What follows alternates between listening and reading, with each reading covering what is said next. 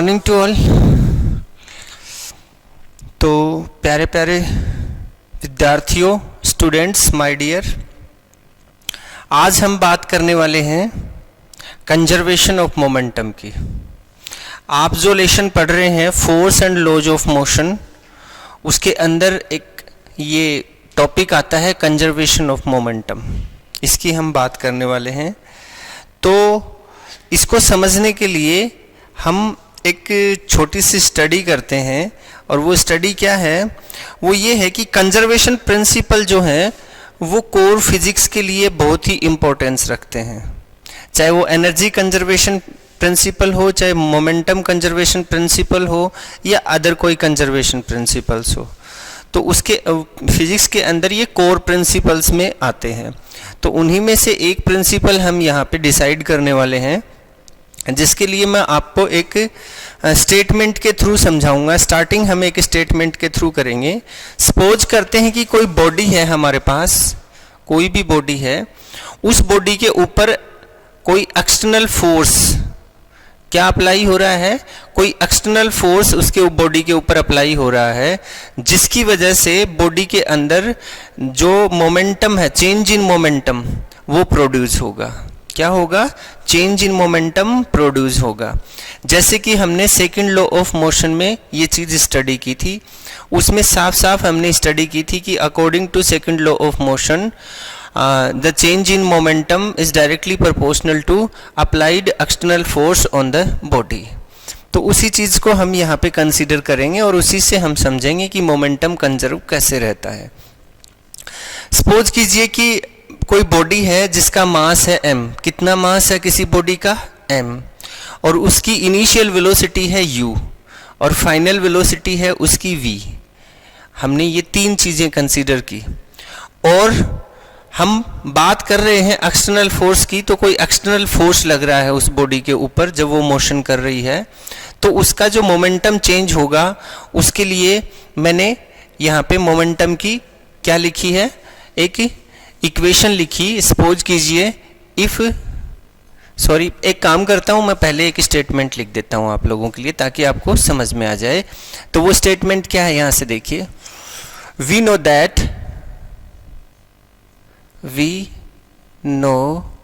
that the external force, ऐसे denote कर दिया हमने FEXT से, external force applied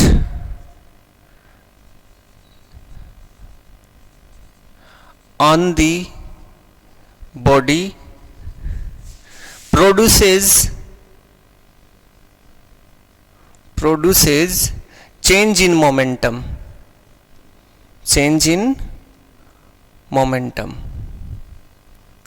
ठीक है? अकॉर्डिंग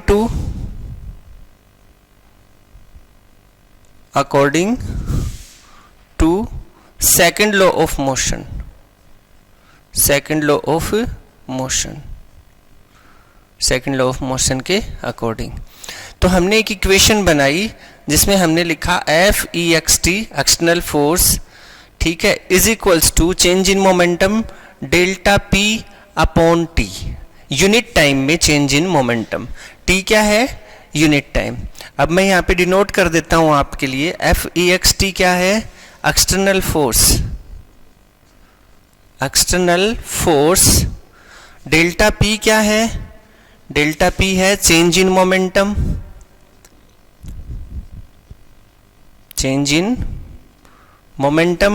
T क्या है? यूनिट टाइम के अंदर चेंज इन मोमेंटम। इस तरीके से मैंने इसको डिनोट किया। अब मैंने अभी थोड़ी देर पहले आपको बताया कि m मास की बॉडी है, इनिशियल वेलोसिटी u से मोशन कर रही है और फाइनल वेलोसिटी उसकी v है। तो उस केस में हमने माना कि इनिशियली उसका जो मोमेंटम है वो कितना है? p1। Initial momentum of the body, initial momentum of the body is p1 मान लिया, and final momentum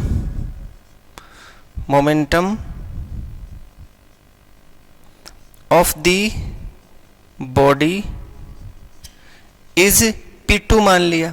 इस P1 की वैल्यू हमने मान ली यहाँ पे mu और इसके लिए हमने डिनोट कर दिया mv, that means mass into velocity, जो कि ऑलरेडी हम डिस्कस कर चुके हैं। अब since delta p, that means change in momentum क्या होगा, p2 minus p1, final momentum minus initial momentum is equals to change in momentum.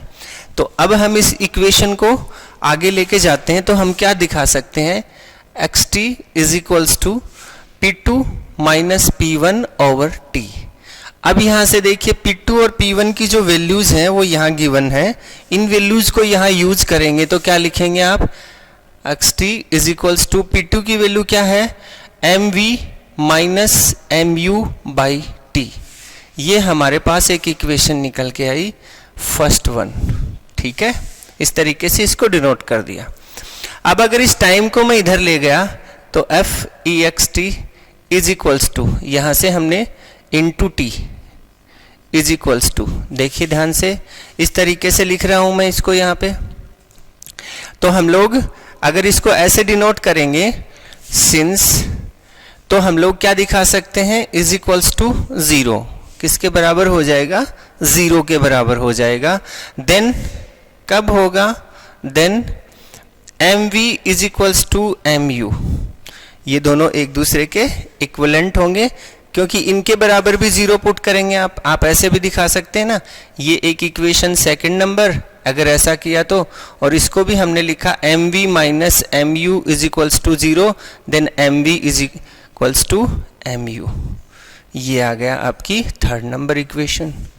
ठीक है, अब इस इक्वेशन से हमें क्या पता चला है, इससे हमें पता चला है कि total final momentum is equals to, ये क्या है, यहां से दिखाएंगे हम इसको ऐसे, total final momentum is equals to, ये क्या है, टोटल इनिशियल मोमेंटम। ये आपके पास में स्टेटमेंट निकला, मतलब इनिशियल और फाइनल मोमेंटम जो है वो सेम बन रहा है यहाँ पे। अब इस चीज को हम और भी अच्छे तरीके से एक स्टेटमेंट से समझ सकते हैं, वो क्या है वो देखिए, and change in momentum, change in momentum, momentum is zero, change in momentum कितना आया आपके पास में, जीरो, जो कि ऊपर हमने डिस्कस किया है। तो मोमेंटम में कोई चेंज हुआ ही नहीं, इसका मतलब क्या हुआ, मोमेंटम जो है वो कंजर्व्ड है। Therefore momentum is conserved, conserved हो गया मोमेंटम। ठीक है, ये चीज हमारे पास निकल के आई यहां से। अब देखिए थोड़ा सा और बताता हूं मैं इसके बारे में। अब अगर मैं इसको ऐसे लिखूं, now f e x t, that means external force into t is equals to zero, when f e x t is equals to zero, मतलब एक्सटर्नल फोर्स जब इस सिचुएशन में है, सो वी कैन स्टेट्स, तो हम क्या स्टेट कर सकते हैं, हम क्या स्टेट कर सकते हैं, हम लोग इसके बारे में क्या लिख सकते हैं, एक बढ़िया सा हम एक इसके बारे में स्टेटमेंट लिख सकते हैं। और वो क्या है वो देखिए, मैं यहाँ पे नोट कर रहा हूँ और इसको आपको भी अपनी नोटबुक में नोट करना है। When external force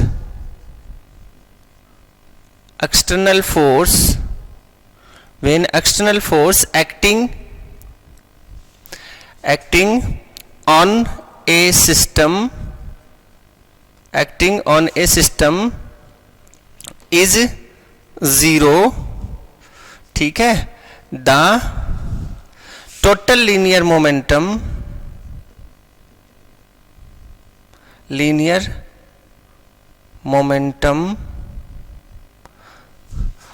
of the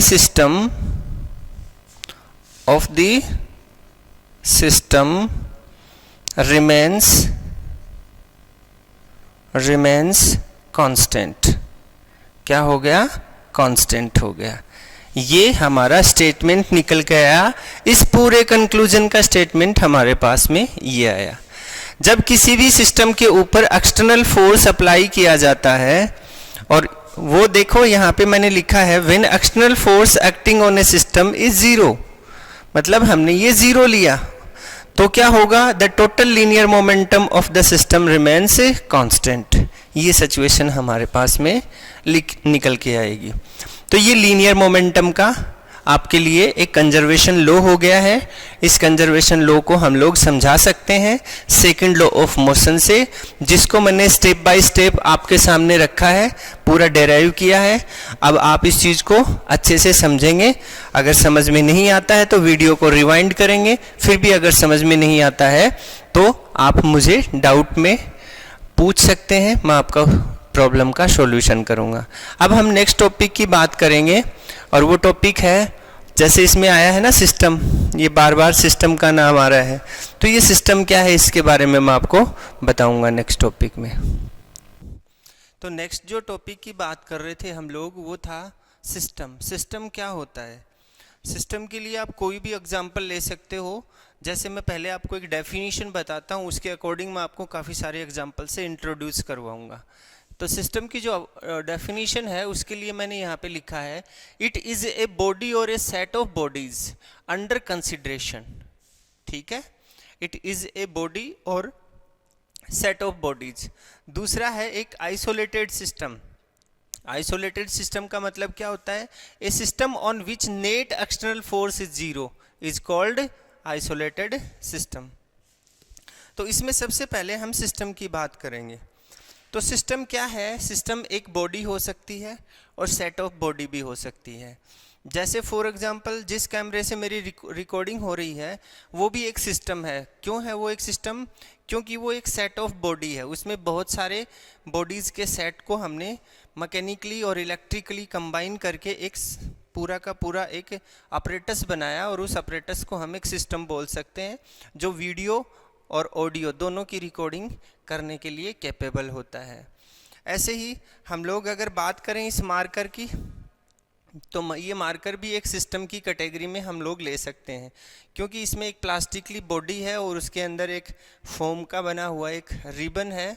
उस रिबन में हम इंक डालते हैं और उसके आगे एक ये निब लगी हुई है, जिसकी वजह से हमारे पास एक जो कैपिलरिटी का जो फॉर्मूला होता है, आगे पढ़ेंगे आप, वो कैपिलरिटी की जो प्रॉपर्टी होती है उसकी वजह से स्याही यहाँ से ऊपर चढ़ती है और फिर हम इससे राइट कर सकते हैं। ये भी एक सिस्टम है। फिर अगर मैं बात करूँ किसी फ़ोन की, ये मोबाइल फ़ोन है ये मोबाइल फ़ोन भी बहुत सारे जो ऑपरेटर्स हैं इसके अंदर, बहुत सारे इसके अंदर सेट ऑफ बॉडीज़ हैं, उसकी वजह से बनाया गया है इसमें, और ये पूरा बन के एक सिस्टम बन गया है, और ये यूज होता है कम्युनिकेशन के लिए। तो ये कम्युनिकेशन का एक सिस्टम बन गया। ये बोर्ड है, ये बोर्ड हम लिखने के काम में लेते हैं। ये बोर्ड भी काफ़ी सारी चीज़ों को मिला के बनाया गया है, तो ये भी एक सिस्टम है। इस तरीके से हम सिस्टम को डिफाइन कर सकते हैं। फिर आइसोलेटेड सिस्टम का मतलब होता है कि वो वाला सिस्टम जिसके ऊपर है ना एक्सटर्नल फोर्स अप्लाई ना होता हो। वो वाला सिस्टम जिसके ऊपर एक्सटर्नल फोर्स अप्लाई नहीं होता हो, उसको हम बोलते हैं आइसोलेटेड सिस्टम। अब इसके बाद में अगर कोई बात समझाने के लिए बची है तो वो है कि अगर कोई भी एक्सटर्नल अनबैलेंस्ड फोर्स किसी बॉडी के ऊपर या किसी सिस्टम के ऊपर अप्लाई होता है, तो जो कंजर्वेशन ऑफ लीनियर मोमेंटम है वो अप्लाई नहीं होता है। समझ में आ रही है बात? हम लोग इसको कैसे लिख सकते हैं? हम लोग लिख सकते हैं if external unbalanced force are, हम लोग लिख सकते हैं, ये केस है, केस बता सकते हैं हम इसको। If external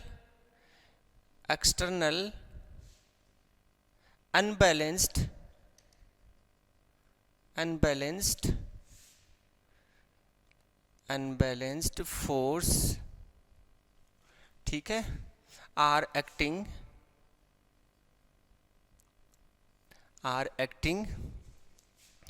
on a system, are acting on the system ठीक है। एक्सटर्नल अनबैलेंस्ड फोर्स किसी सिस्टम के ऊपर अप्लाई हो रहा है, then conservation of linear momentum, then conservation of linear momentum can't be applied,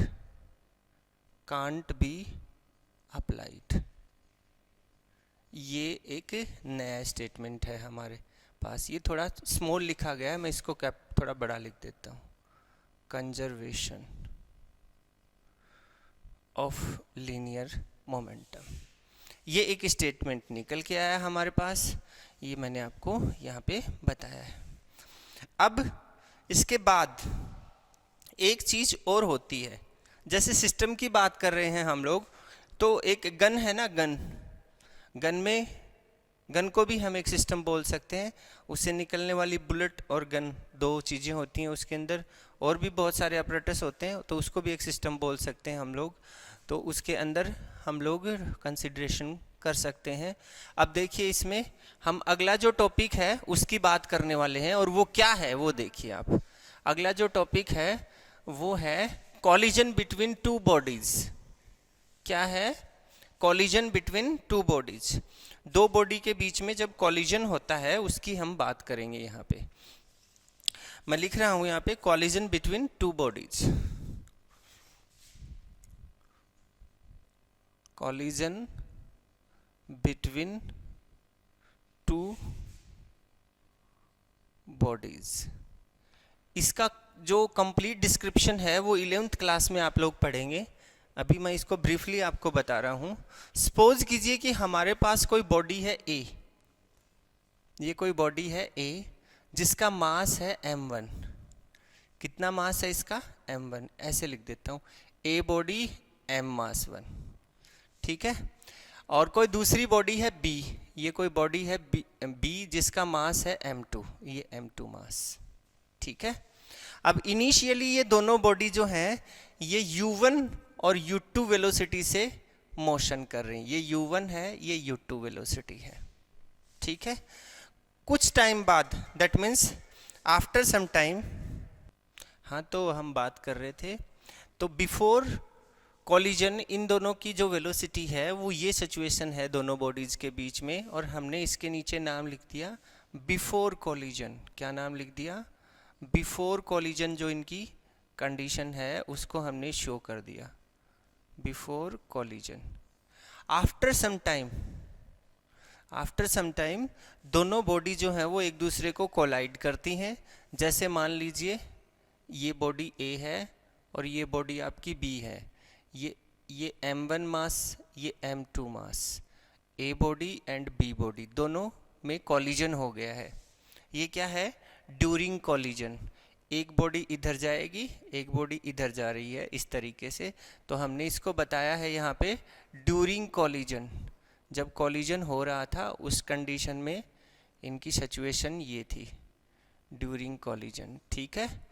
अब इसके बाद में हम बात करते हैं आफ्टर कॉलिजन, मतलब इनके बीच में कॉलिजन हो चुका है और ये कॉलिजन के बाद में एक दूसरे को ऐसे कोलाइड करके सेपरेट हो गई हैं। आप लोग कंचे वाला गेम नहीं खेलते हो क्या? सिमिलर प्रोसेस है, सेम वैसा का वैसा ही।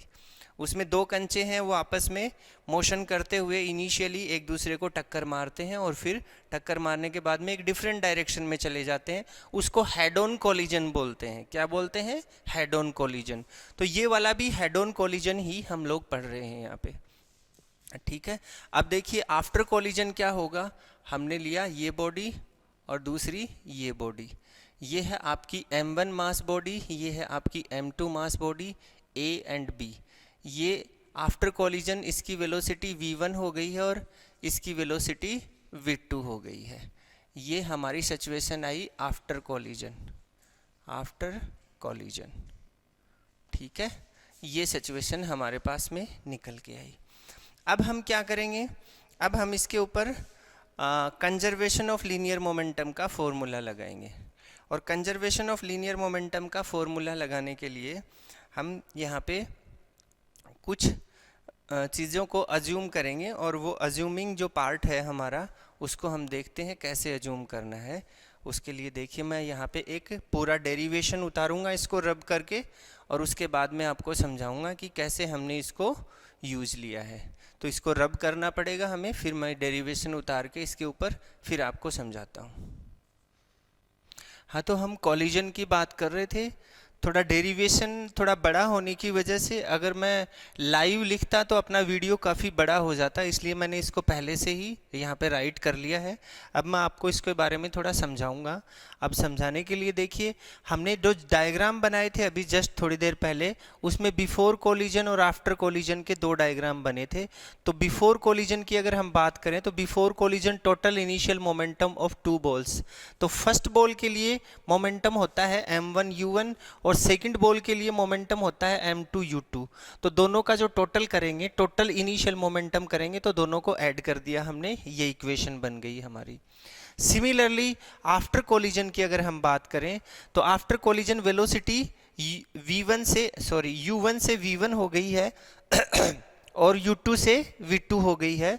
तो उस केस में फर्स्ट बॉल जो है उसका फाइनल मोमेंटम m1 v1 हो गया और सेकंड बॉल का m2 v2 हो गया, जब वो कोलिजन के बाद में एक दूसरे से दूर हटती हैं, जब उनके बीच में ऑपोजिट डायरेक्शन में फोर्स लगता है। जैसे ही कोलाइड किया, ऐसे दूर हट गई, मतलब ऑपोजिट फोर्स लग रहा है उस केस में। तो ये हो गया है। तो टोटल मोमेंटम आफ्टर कोलिजन कितना हुआ आपके पास में, m1 v1 plus m2 v2 both balls के लिए। अब देखिए, according to law of conservation of momentum, conservation momentum का जो लॉ है उसके अकॉर्डिंग इनिशियल मोमेंटम और फाइनल मोमेंटम जो है वो बिफोर कोलिजन और आफ्टर कोलिजन बॉल का जो मोमेंटम है वो क्या रहना चाहिए, इक्वल रहना चाहिए। तो हमने लिखा यहाँ पे total initial momentum is equals to total final momentum. तो initial momentum this one and final momentum this one, दोनों को इक्वली रख दिया है हमने यहाँ पे। अब जो न्यूटन का जो थर्ड लॉ होता है उसके अकॉर्डिंग देखिए, मैं आपको बताता हूँ, अभी भी मैंने आपको बताया कि न्यूटन्स के थर्ड लॉ के according when balls collide each other they exert equal and opposite forces. Equal और ऑपोजिट फोर्स लगाएंगे। जैसे ही वो दोनों बॉल आई, ऐसे टकराने के बाद में इक्वल और ऑपोजिट, मतलब इसने F फोर्स लगाया तो ये भी F फोर्स लगाएगी, लेकिन एक की डायरेक्शन ये होगी और एक की डायरेक्शन ये होगी, मतलब ऑपोजिट फोर्स लगेंगे बट इक्वल लगेंगे according to Newton's third law. ठीक है, each other according to Newton's third law of motion. अब यहाँ से देखिए, force exerted by m1, force कौन सा फोर्स, m1 के थ्रू लगाया गया फोर्स किसके ऊपर, m2 पे, force exerted by m1 on m2। तो उस केस में हमने लिखा force exerted by first body on second body. तो इसको हमने डिनोट कर दिया F12 से, और इसका फॉर्मूला होता है change in momentum upon time of collision. तो change in momentum of m2 upon time of collision, this one. तो F12 is equals to change in momentum of m2 के लिए निकालना है, तो m2 v2 final momentum minus m2 u2 initial momentum. तो ये इसका चेंज इन मोमेंटम आ गया, जो कि कंजर्वेशन वाला जो लॉ था उसमें हमने पढ़ा। अपॉन टाइम, इतना टाइम लिया उसके लिए टाइम डिनोट कर दिया, इक्वेशन बनाई फर्स्ट वन। सिमिलर प्रोसेस लगाएंगे हम लोग। Similarly force exerted by m2, अब की बार m2 के ऊपर फोर्स लगा रही है कौन सी बॉडी, m2 किसके ऊपर लगा रही है, m1 के ऊपर। तो हम सिमिलरली प्रोसेस लगाएंगे। Similarly force exerted by m2 on m1, तो उसके लिए हमने फोर्स को F21 से डिनोट किया, और इसी प्रोसेस को फॉलो करते हुए final momentum minus initial momentum upon time, then m1 v1 m1 u1 का जो डिफरेंस है वो upon time, second number equation. By third law of motion, third law of motion के अकॉर्डिंग ये जो दोनों फोर्स हैं इक्वली हैं बट ऑपोजिट हैं, तो क्या होगा, F12 is equals to minus F21। Negative symbol किसको रिप्रेजेंट करता है, ऑपोजिट डायरेक्शन को, और दोनों इक्वल हैं। अब इन दोनों को इसी फॉर्मूले में हमने ये दोनों से वैल्यू पुट कर दी, ये वाली वैल्यू इसमें थर्ड नंबर में इक्वेशन में पुट करी, तो हमारे पास में ये निकल के आया। अब ये निकल के आया, इसमें देखिए ये t से t कैंसिल हो गया, यहाँ पे ये कैंसिल हो गया, तो ये इक्वेशन हमारे पास आ गई और ये इक्वेशन हमारे पास आ गई। इस तरीके से इसको हमने उल्टा लिख दिया, नेगेटिव सिंबल को यहाँ से रिप्लेस करने के लिए ये पॉजिटिव हो गया और ये नेगेटिव हो गया, तो इसको ऐसे रिप्रेजेंट कर दिया हमने। अब देखिए यहाँ से हम ये नेगेटिव सिंबल को रिप्लेस कर रहे हैं, तो हम इस वाली क्वांटिटी को इधर ले आएंगे और इस वाली क्वांटिटी को इधर ले आएंगे, ठीक है। तो हम इस वाली क्वांटिटी को इधर लाएंगे तो हम क्या लिखेंगे, देखिए ध्यान से, हम इस वाली क्वांटिटी को इधर लाएंगे तो हम लिख सकते हैं इसको m1 v1 plus m2 v2, दोनों पॉजिटिव हो गई हैं ये दोनों। अब इसको इधर, ये पॉजिटिव है तो इसको इधर ले आए तो हम लोग क्या लिख सकते हैं, m1 u1 plus m2 u2, वो यहाँ पे रिप्रेजेंट कर दिया हमने। तो दोनों साइड में इक्वली हैं ये।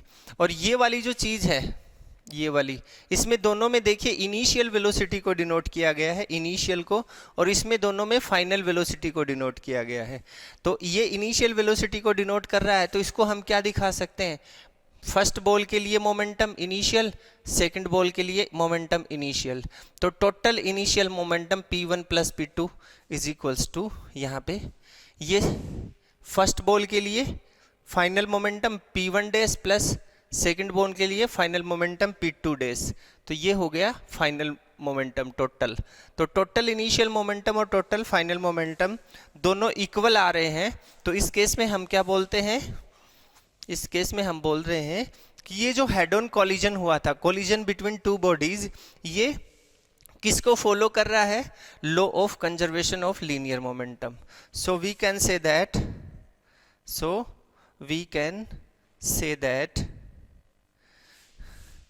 The linear momentum of the system, ये सिस्टम बन गया है, दो बॉल हैं तो हम इसको क्या बोल रहे हैं, सिस्टम बोल रहे हैं ना, not a single body of the system is conserved.